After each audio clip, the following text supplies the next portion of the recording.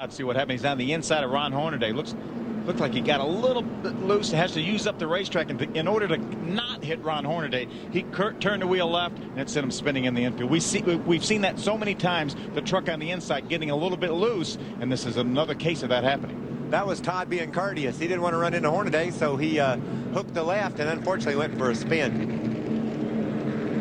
As you see, Regan's already into the outside wall. Wow. You see him keep the brakes locked up, trying to keep the truck up there, but unfortunately the banks are self-cleaning. More than likely it's coming back down. You see a rear spring rolling down the racetrack. You see there's David Rudiman. See David Starr. He makes a little bit of contact with David Rudiman. That left front damage I don't think is going to be what hurts Rudiman. That back end of that truck is really pushed down. I don't know how they got involved. They're past the accident scene. Yeah, there's the contact between David Starr and David Rudiman. Wow. Look at this way back in the back here. You see Shiggy. He's already made contact with the outside wall. You see the sparks coming from the right front of the truck.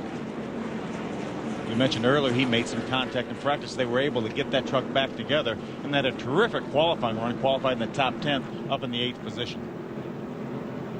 Makes you wonder if maybe there was something rubbing on the right front of that truck that caused his tire to go down.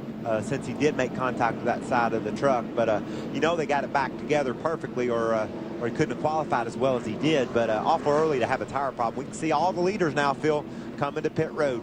Be interesting to see if any of these guys that see if we can see what happened. You see Tony on the outside. He came down a little bit. Looks like made a little contact with Kelly Sutton, the 0-2. Almost had it saved. Ted Musgrave said, "Please get out of my way." Ted did a great job of patiently waiting. Here comes Hamilton in the back. Can't see because of all the smoke and runs right into Jack Sprague. He probably did some damage to the left rear of Jack Sprague. He might have bent the rear end housing. That's why they pushed Jack Sprague behind the wall. That is an amazing job by Tony Stewart, not ever spinning that truck all the way out. Kelly hangs onto her truck. Musgrave just patiently waits for Tony to get out of the way, but Bobby Hamilton can't see where he's going. Remember, folks, they're going over 180 miles an hour in these trucks, and Tony Stewart's able to keep that one pointed in the right direction. Keep going, babe. Keep going.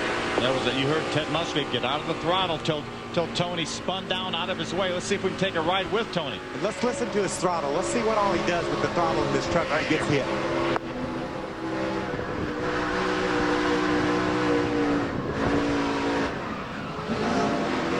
You never give up. Never give up. He's on the throttle, off the throttle. Gas her up. I got it. I got it. I got it. He said, "I got it." That was as cool as you'll ever see right there. Do this on the inside of Huffman. No, excuse me, on the inside of Skinner.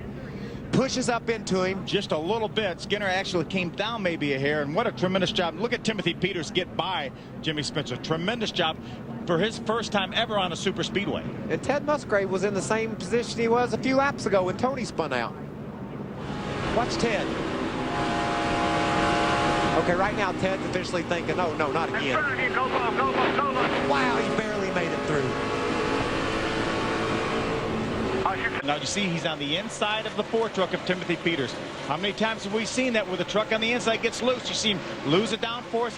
He gets completely sideways.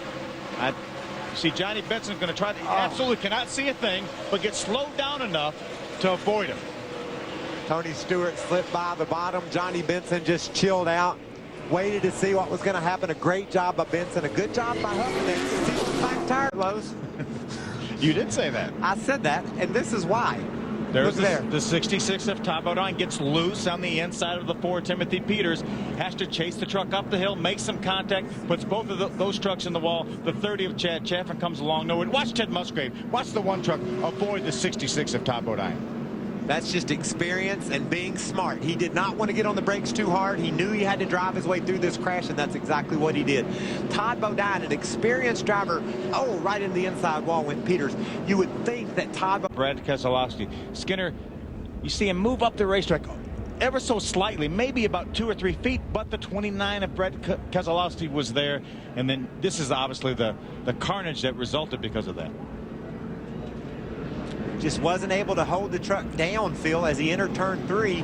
I don't know if he was going to try to work his way up on the outside of the 50 there, but it just looked like you said that Skinner moved up the hill a little bit, made contact with the 29, And that was all she wrote.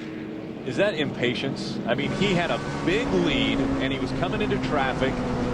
Is that a time when you let up a little bit and negotiate, or do you ever let up? I hate to judge what he was thinking or what went into that right there. I'd like